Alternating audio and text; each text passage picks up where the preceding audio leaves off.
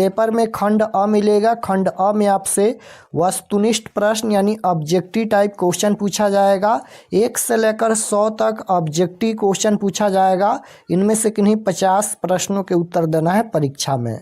तो आइए पहला नंबर क्वेश्चन देखते हैं। फर्स्ट क्वेश्चन यहाँ पर पूछा गया है कि बहुपद 5y² माइनस 14y प्लस 8 के शून्यों का योग होगा। यहाँ पर शून्यों का योग पूछा गया है। तो शून्यों का योग पूछा जाएगा या डायरेक्ट अल्फा प्लस बीटा पूछा जाएगा। तो अल्फा प्लस बीटा ये शून्यों का योगफल ही होता है और इसका फार्मूला -b/a होता है। और एक शून्यों का गुणनफल होता है। तो शून्यों का गुणनफल यानी अल्फा इंटू बीटा होता है और इसका फार्मूला c/a होता है। तो दोनों फार्मूला आप लोग याद रखिएगा। शून्यों का योगफल का फार्मूला -b/a होता है और शून्यों का गुणनफल का फार्मूला c/a होता है।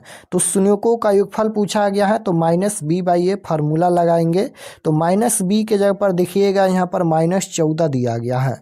तो फार्मूला में भी माइनस है और यहाँ पर संख्या में भी माइनस है। तो माइनस माइनस ये प्लस का 14 हो जाएगा और बट्टा एक के जगह पर यहाँ पर 5 दिया गया है तो 5 हो जाएगा। 14/5 इसका राइट आंसर होगा। ऑप्शन नंबर ए में दिया गया है। ऑप्शन नंबर ए राइट आंसर। क्वेश्चन नंबर 2 पूछा गया है कि y अक्ष का समीकरण है।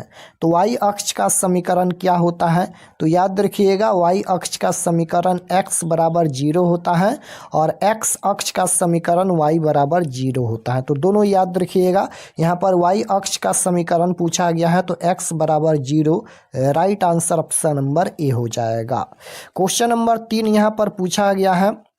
3 नंबर क्वेश्चन है कि यहाँ पर 2 cos 37 डिग्री बट्टा sin 53 डिग्री बराबर क्या होगा। तो यहाँ पर लिखेंगे 2 गुना cos थीटा को हम लोग चेंज कर देते हैं फार्मूला से। तो लिखेंगे यहाँ पर cos 90 डिग्री माइनस थीटा के जगह पर 37 डिग्री दिया गया है और बट्टा में यहाँ पर sin 53 है तो sin 53 रहने देते हैं। अब यहाँ पर 2 गुना cos 90 डिग्री माइनस थीटा बराबर फार्मूला होता है sin थीटा। फार्मूला आपको याद होना चाहिए। अगर cos 90 डिग्री माइनस थीटा है तो फार्मूला sin थीटा होता है। तो यहाँ पर cos 90 डिग्री माइनस थीटा है तो sin थीटा लिखेंगे। sin थीटा के जगह पर 90 में से 37 घटाएंगे तो ये भी 53 डिग्री हो जाएगा और बट्टा में यहाँ पर भी sin 53 है तो sin 53 डिग्री। अब यहाँ पर ये दोनों सेम है तो कट के 1 आएगा। तो यहाँ पर 2 गुना 1 यानी 2 इसका राइट आंसर होगा। ऑप्शन नंबर बी में दिया गया है। राइट आंसर बी होगा। क्वेश्चन नंबर 4 पूछा गया है कि निम्न में कौन sin 60 डिग्री के बराबर है। तो निम्न में कौन sin 60 डिग्री के बराबर है? sin 60 डिग्री का वैल्यू होता है √3/2। √3/2 होता है sin 60 डिग्री का मान। अब यहाँ पर tan 60 डिग्री दिया गया है तो इसका वैल्यू होता है √3। sin 60 डिग्री का मान √3/2 होता है। sin 30 डिग्री का मान 1/2 होता है और cosec 30 डिग्री का मान 2 होता है। तो यहाँ पर sin 60 डिग्री ही बराबर है sin 60 डिग्री के। तो right answer option number B हो जाएगा।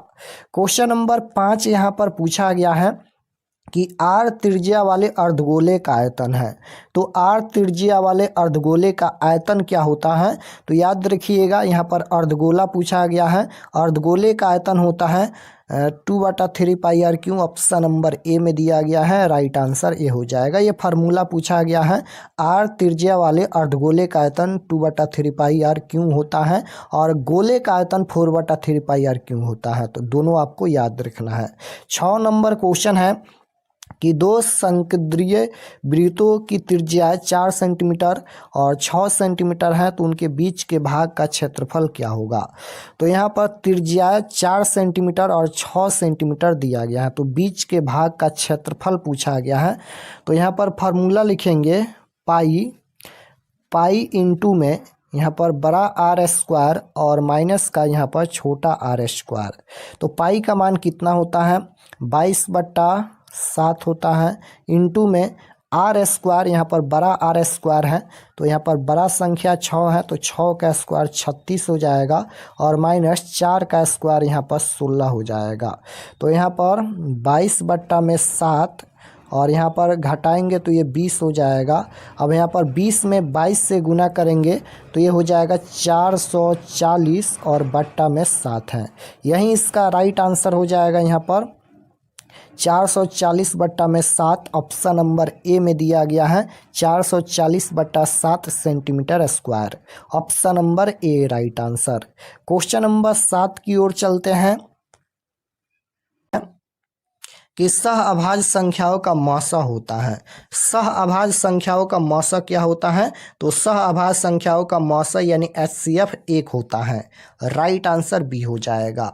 8 नंबर क्वेश्चन है कि संख्या दिया गया है यहाँ पर, ये कौन सी संख्या है?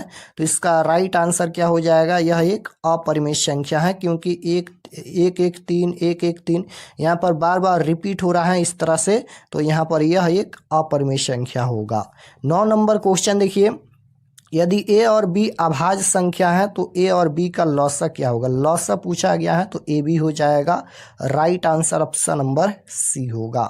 क्वेश्चन नंबर 10 देखिए पूछा गया है, यहाँ पर 10 नंबर क्वेश्चन है कि 2,10 और 20 के लॉसा और मौसा का अनुपात क्या होगा? अनुपात पूछा गया है। तो सबसे पहले लॉसा निकालिए, 2 10 और यहाँ पर 20।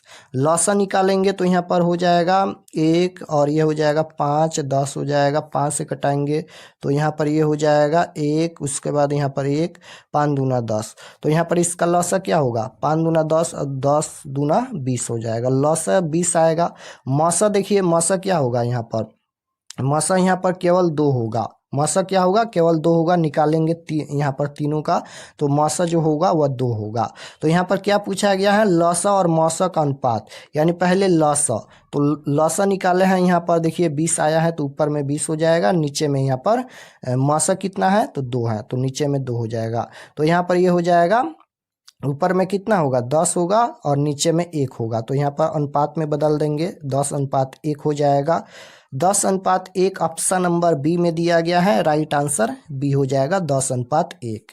11 नंबर क्वेश्चन देखिए, यदि बहुपद CX² plus AX plus B के शून्यक अल्फा बीटा हो तो अल्फा प्लस बीटा का मान क्या होगा? अल्फा प्लस बीटा का वैल्यू पूछा गया है, तो इसका फार्मूला होता है, अल्फा प्लस बीटा का फार्मूला होता है -b बट्टा में a होता है। तो -b के जगह पर देखिएगा, यहाँ पर ये a होता है, ये b होता है, ये c होता है। तो -b के जगह पर यहाँ पर प्लस का a दिया गया है, तो प्लस और माइनस, प्लस माइनस माइनस होता है, तो माइनस का ऊपर में a हो जाएगा। c के जगह पर देखिएगा तो b दिया गया है, तो c के जगह पर यहाँ पर b हो जाएगा। तो -a बट्टा c, -a बट्टा c ऑप्शन नंबर बी में दिया गया है। राइट आंसर बी होगा। 12 नंबर क्वेश्चन देखिए पूछा गया है, यदि द्विघात बहुपद के शून्यकों का योग 5n गुणनफल 12 हो तो द्विघात बहुपद क्या होगा? द्विघात बहुपद पूछा गया है, तो बहुपद का फार्मूला क्या होता है? x² minus alpha plus beta होता है, इंटू में x plus alpha into beta होता है। ये होता है बहुपद का फार्मूला। x² है तो x² minus alpha plus beta का वैल्यू, यहाँ पर शून्यकों का योगफल होता है, शून्यकों का योग 5 दिया गया है तो 5 हो जाएगा, और 5 में x से गुना करेंगे तो ये 5x हो जाएगा, और प्लस में अल्फा इंटू बीटा की जगह पर 12 दिया गया है। तो यही द्विघात बहुपद होगा। कहाँ पर दिया गया है? x² माइनस का 5x है और प्लस 12, ऑप्शन नंबर सी में दिया गया है। राइट आंसर सी होगा। 13 नंबर क्वेश्चन देखिए पूछा गया है कि एक घात वाला बहुपद कहलाता है, एक घात वाला बहुपद रैखिक बहुपद कहलाता है, और 2 घात वाला बहुपद द्विघात बहुपद कहलाता है, 3 घात वाला बहुपद त्रिघात बहुपद कहलाता है। तो राइट आंसर सी हो जाएगा, एक घात वाला बहुपद रैखिक बहुपद कहलाता है। 14 नंबर क्वेश्चन है, यदि अल्फा बीटा बहुपद x² माइनस 4x प्लस 3 के मूल हो तो 3 अल्फा प्लस 3 बीटा का मान क्या होगा? यहाँ पर 3 अल्फा प्लस में 3 बीटा का वैल्यू पूछा गया है। दोनों में 3 है, सबसे पहले 3 को बाहर कर लीजिए, क्या बचेगा? बचेगा अल्फा प्लस बीटा। तो यहाँ पर 3 गुना अल्फा प्लस बीटा का फार्मूला -b बट्टा ये होता है। -b के जगह पर यहाँ पर दिया गया है -4, माइनस माइनस प्लस का 4 हो जाएगा। a के जगह पर यहाँ पर x² है, कुछ भी नहीं है तो 1 लिखेंगे, तो 4 तिहाई 12 प्लस का 12 इसका राइट आंसर होगा, ऑप्शन नंबर ए में दिया गया है। क्वेश्चन नंबर 15 देखिए पूछा गया है, यदि x square plus 5x plus 8 के शून्यक अल्फा बीटा हो तो अल्फा प्लस बीटा क्या होगा। अल्फा प्लस बीटा का वैल्यू पूछा गया है। तो माइनस बी बटा ए फार्मूला होता है, माइनस बी के जगह पर प्लस 5 है, प्लस माइनस माइनस होता है तो -5 हो जाएगा। ऊपर में ए के जगह पर एक्स स्क्वायर के गुणांक में कुछ भी नहीं है तो एक लिखिए। 5 बटा ए का मतलब 5 होता है। ऑप्शन नंबर ए में दिया गया है, राइट आंसर ए होगा। 16 नंबर क्वेश्चन देखिए, सरल रेखा, यहाँ पर ये सरल रेखा दिया गया है, इसका लेख वाई अक्ष को जिस बिंदु पर काटता है वह बिंदु क्या होगा। वाई अक्ष पर जिस बिंदु पर काटता है वह बिंदु क्या होगा, तो ये हो जाएगा 0,2। ऑप्शन नंबर ए राइट आंसर होगा। 17 नंबर क्वेश्चन देखिए, यहाँ पर पूछा गया है, क्वेश्चन नंबर 17 है कि दो चर में दो घातीय समीकरणों के ग्राफ यदि प्रतिच्छेदी रेखाएं हैं तो हलों की संख्या क्या होगा। यहाँ पर ग्राफ क्या है, तो प्रतिच्छेदी ग्राफ है। प्रतिच्छेदी कैसे होता है, तो जब a1 बटा a2 बराबर नहीं होता है b1 बटा b2 तब यहाँ पर ग्राफ प्रतिच्छेदी होता है और इसका सिर्फ एक हल होता है। तो प्रतिच्छेदी है तो एक हल होगा। ऑप्शन नंबर कहाँ पर दिया गया, सिर्फ एक हल। ऑप्शन नंबर ए राइट आंसर होगा।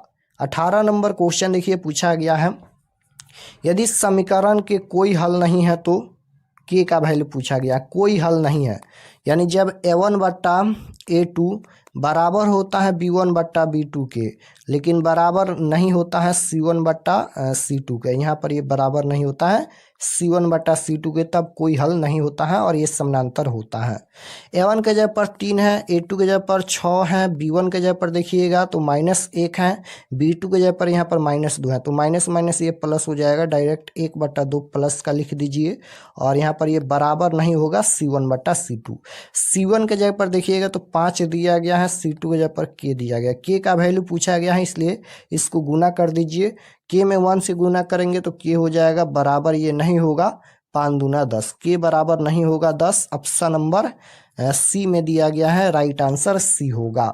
19 नंबर क्वेश्चन देखिए, पूछा गया है यहाँ पर रैखिक समीकरण का कितना हल होगा। यहाँ पर हल पूछा गया है तो a1 बटा a2 बराबर b1 बटा b2 बराबर c1 बटा c2 के फार्मूला से देख लीजिए कितना हल होगा। a1 के जगह पर 1, a2 के जगह पर यहाँ पर 3, b1 के जगह पर 2, b2 के जगह पर यहाँ पर 12, c1 के जगह पर 5, c2 के जगह पर यहाँ पर 10। देखिए यहाँ पर 1/3 और यहाँ पर 1/3 है और यहाँ पर 2 से कटाएंगे तो ये 1/6 हो जाएगा, 1/6। तो यहीं पर ये बराबर नहीं है, तो यहाँ पर ये बराबर नहीं है, 1/3 बराबर नहीं है 2/12 का, तो इसका एक हल होगा। राइट आंसर ऑप्शन नंबर ए होगा। 20 नंबर क्वेश्चन देखिए, समीकरण निकाय। यहाँ पर दो रैखिक समीकरण दिया गया है, इनके अनगिनत हल होने के लिए के का मान क्या होगा। हल अनगिनत है, यहाँ पर देखिए अनगिनत हल होने के लिए के का वैल्यू पूछा गया है।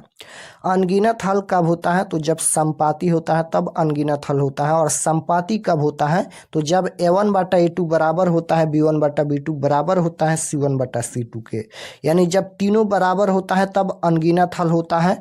तो उसी फार्मूला से यहाँ पर के का वैल्यू निकालिए। a1 के जगह पर 1, a2 के जगह पर 5, b1 के जगह पर 2, b2 के जगह पर k है, c1 के जगह पर यहाँ पर 3 है, c2 के जगह पर यहाँ पर कितना है 15 है।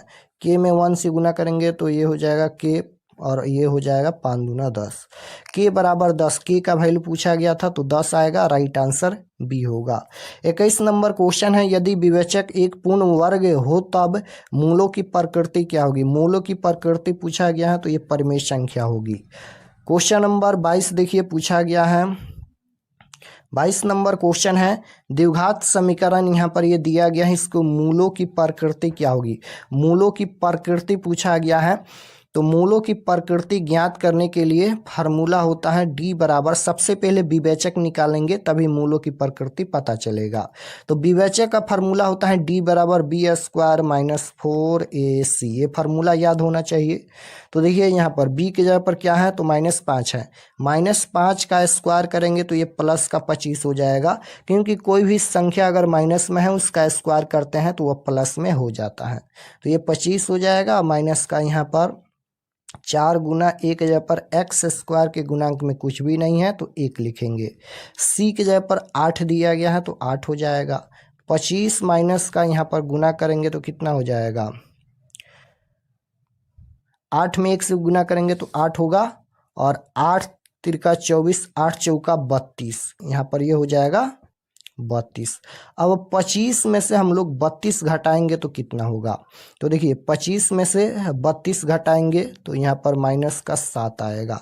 तो अगर माइनस में आ गया, कोई भी संख्या अगर माइनस में आ गया तो उसका मूल वास्तविक नहीं होगा, यानी वह मूल अवास्तविक होगा। तो मूल वास्तविक नहीं है, ऑप्शन नंबर सी में दिया गया है, वास्तविक मूल नहीं है। कहीं कहीं अवास्तविक भी लिखा जाता है, तो वह भी होता है, वास्तविक नहीं है। क्वेश्चन नंबर 23 देखिए, इसका राइट आंसर सी होगा क्योंकि ये माइनस में आ गया है। तो क्वेश्चन नंबर 23 है, समीकरण के मूलों के योग एंड मूलों का गुणनफल का अनुपात क्या होगा। यहाँ पर मूलों का योगफल और मूलों का गुणनफल का अनुपात पूछा गया है। सबसे पहले मूलों का योगफल का फार्मूला होता है -b/a। -b के जगह पर -12 है तो माइनस माइनस प्लस का 12, a के जगह पर 7 है और फिर यहाँ पर बट्टा।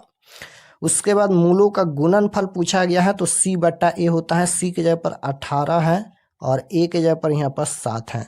तो 12/7 और यहाँ पर गुना, ये 7 नीचे में है तो 7 ऊपर में जाएगा और नीचे में यहाँ पर 18 आएगा। 7 से 7 कट जाएगा, ये भी कटेगा, 2 से कटाएंगे तो ये 6 हो जाएगा, 2 से कटाएंगे तो ये 9 हो जाएगा। फिर यहाँ पर 2 से तो कटेगा नहीं, 3 से कटाएंगे तो ये 3 दूना 6 हो जाएगा और ये 3 तिहाई 9, यानी 2 और 3, तो 2:3 इसका राइट आंसर आएगा। कहाँ पर दिया गया, 2:3, 2:3 ऑप्शन नंबर डी में दिया गया है, राइट आंसर डी होगा। 24 नंबर क्वेश्चन है, यदि द्विघात समीकरण के मूल बराबर है तो सी का वैल्यू क्या होगा। सी का वैल्यू पूछा गया है, तो यहाँ पर मूल बराबर है, मूल बराबर है तो d बराबर b² - 4ac बराबर 0 होता है फार्मूला। तो d बराबर यहाँ पर सॉल्व करते हैं, d बराबर b के जगह पर b है तो b² - 4, a के जगह पर a है, c के जगह पर c ही दिया गया है, बराबर में 0। तो यहाँ पर देखिए b² बराबर, ये माइनस का 4ac है, इधर आएगा तो प्लस का 4ac हो जाएगा। c बराबर में ये हो जाएगा, c बराबर, c का वैल्यू पूछा गया है तो c बराबर b² बट्टा में ये 4a हो जाएगा। तो c बराबर b² बट्टा 4a प्लस का होगा, ऑप्शन नंबर डी में दिया गया है, राइट आंसर डी होगा।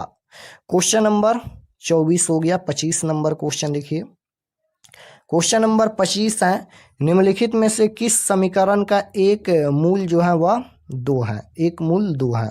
तो देखिए x के जगह पर 2 रख देंगे, अगर बराबर में आता है तो वही इसका आंसर होगा। तो इसका आंसर डी होगा, देख लेते हैं चेक करके। x के जगह पर कितना रखना है, 2 रखना है, तो यहाँ पर 2 गुना x² यानी 2 का स्क्वायर 4 माइनस 7 गुना x के जगह पर 2 प्लस में यहाँ पर 6 बराबर में 0, 0 होना चाहिए बराबर में। तो यहाँ पर 4 दूना 8 माइनस का 7 दूना 14 और प्लस में 6 बराबर में 0। ये 8 और ये माइनस प्लस है, घटाएंगे तो ये भी हो जाएगा 8 बराबर में 0। 8 में से 8 घटाएंगे 0 बराबर में 0। यहाँ पर बराबर आ गया, इसलिए इसका right answer option number D होगा। क्वेश्चन नंबर 26 देखिए, पूछा गया है, यदि समानांतर श्रेणी का पहला पद ए है, पदांतर यानी सार्वंतर डी है तथा अंतिम पद एल है, तो एनवा पद का फार्मूला क्या होगा। एनवा पद का फार्मूला पूछा गया है, तो एन बराबर फार्मूला होता है, एन बराबर A plus N minus 1 into D होता है। Option number A plus N minus 1 into D, option number A में दिया गया है, राइट आंसर ये होगा। ये फार्मूला होता है, याद रखिएगा, एनवा पद का ये फार्मूला होता है।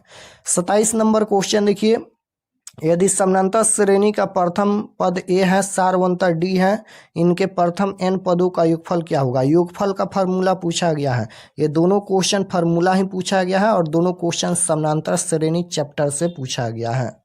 तो योगफल का फार्मूला होता है n/2 into 2a plus n minus 1 into D. कहाँ पर दिया गया है, ऑप्शन नंबर सी में दिया गया है। ये योगफल का फार्मूला होता है n/2 into 2a plus n minus 1 into D, और ये होता है एनवा पद का formula a plus n minus 1 into D. तो दोनों फार्मूला आप लोग याद रखिएगा। क्वेश्चन नंबर 28 देखिए।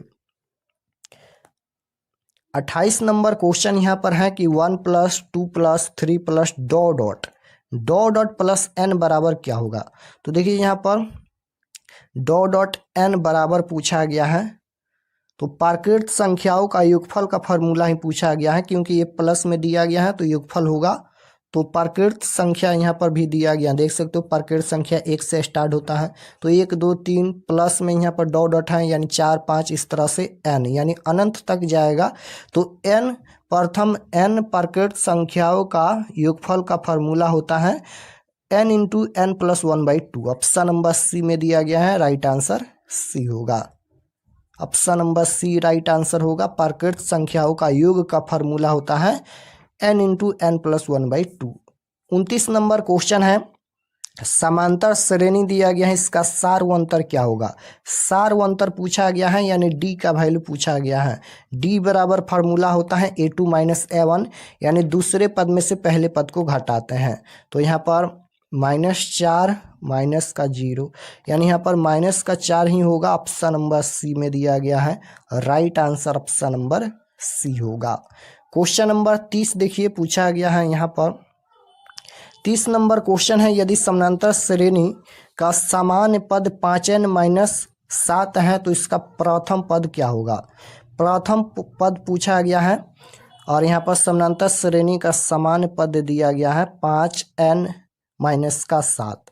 तो n के जगह पर अगर हम लोग 1 रखेंगे तो प्रथम पद प्राप्त होगा, 2 रखेंगे द्वितीय पद प्राप्त होगा, 3 रखेंगे तो तृतीय पद, यानी जो भी संख्या रखेंगे वह पद प्राप्त होगा। तो n के जगह पर हम लोग 1 रखते हैं, तो 5 × 1 - 7, 5 - 7 बराबर होता है -2। तो इसका प्रथम पद हो गया -2। ऑप्शन नंबर डी में दिया गया है, प्रथम पद ही पूछा गया था, तो राइट आंसर डी होगा। तो आज के क्लास में हम लोग 30 क्वेश्चन रहने देते हैं, बाकी का क्वेश्चन हम लोग नेक्स्ट क्लास में देखेंगे। तो अगर आप लोग चैनल पर नए होंगे तो चैनल को ज़रूर सब्सक्राइब कर लीजिएगा, ताकि आने वाले नेक्स्ट क्लास आपके पास ज़रूर पहुँचे।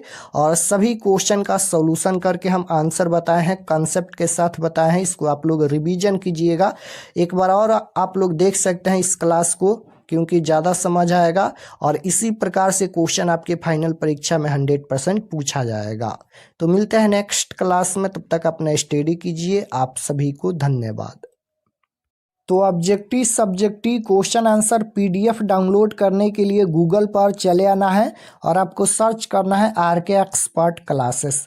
इसी चैनल का नाम आपको गूगल में सर्च करना है RK एक्सपर्ट क्लासेस। तो जैसे ही गूगल पर सर्च करेंगे RK एक्सपर्ट क्लासेस, तो आपके सामने इस प्रकार से फर्स्ट पेज आएगा, इस पर आपको क्लिक करना है। यहाँ पर देखिए पहला पेज इस प्रकार से आएगा, RK एक्सपर्ट क्लासेस, इस पर आपको क्लिक करना है। क्लिक करने के बाद ये ओपन हो जाएगा। ओपन होने के बाद आपको नीचे आना है क्लास 10th के सेक्शन में। यहाँ पर देखिए ये क्लास 10th का सेक्शन है और इसमें सभी सब्जेक्ट का objective subjective question answer PDF दिया गया है। तो यहाँ से आकर आप लोग क्वेश्चन आंसर PDF डाउनलोड कर सकते हैं। तो जैसे आपको हिंदी का देखना है, या फिर यहाँ पर देखिएगा class 10th all subject question paper 2026 PDF download, इस पर क्लिक कीजिएगा तो इसमें सभी सब्जेक्ट का PDF मिल जाएगा। और यहाँ पर देखिए 17 फरवरी 10th Hindi question paper answer की 2026, इसमें हिंदी का ऑब्जेक्टिव सब्जेक्टिव मिल जाएगा। तो इस पर क्लिक करेंगे, क्लिक करने के बाद नीचे आएंगे, सब्जेक्ट ये हिंदी का पेज खुला है और एग्ज़ाम डेट 17 तारीख को होने वाला है। और व्हाट्सएप चैनल ज़रूर ज्वाइन कर लीजिएगा इस पर क्लिक करके। और ये सभी परीक्षा से संबंधित जानकारी लिखा गया है, आप लोग इसे पढ़ लीजिएगा। और यहाँ पर देखिए ऑब्जेक्टिव PDF डाउनलोड पर क्लिक करेंगे इसके सामने, तो ऑब्जेक्टिव PDF ओपन होगा और सब्जेक्टिव PDF यहाँ पर 2 PDF दिया गया है, इस पर क्लिक करके आप लोग PDF डाउनलोड कर सकते हैं।